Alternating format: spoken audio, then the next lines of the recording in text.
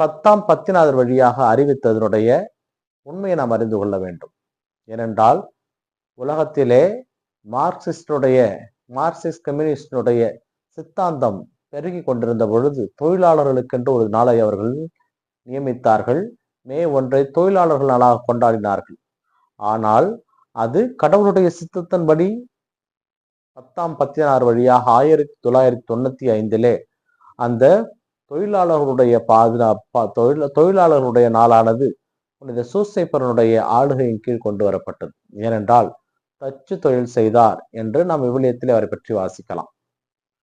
படைப்பின் தொடக்கத்திலே இந்த உலகம் முழுவதும் வெறுமையாக இருந்தது. கடவுள் அனைத்தையும் படைத்தார். கடவுளை ஒரு படைப்பாளியாக இன்றைய வாசகம் நமக்கு சித்தரிக்கிறது. அவரை கடவுள் என்று அறிவித்திருக்கலாம், அல்லது அனைத்தையும் உண்டாக்கியவர் என்று அறிவித்திருக்கலாம். ஆனால் படைத்தவர் என்றால் ஒன்றுமில்லாமல் இருந்து உருவாக்குவது. இந்த உலகம் ஒன்றுமில்லாமல் இருந்தது. அதை ஒவ்வொன்றாக படைக்கிறார்.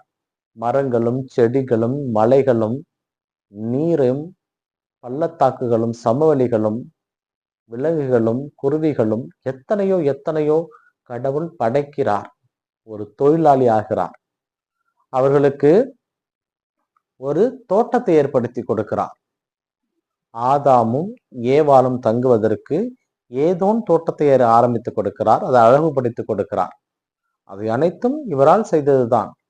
படைத்தவர், படைப்பாற்றல் மிக்கவர், அந்த கடவுளுடைய கண்களுக்கு நீதிமானாய் விளங்கிய புனித சூசையப்பரை 10ஆம் பத்தினாதர் வழியாக ஆண்டவர் உலகுக்கு அறிமுகப்படுத்தினார். என்று வரை அதை நாம் கொண்டாடி கொண்டிருக்கிறோம்.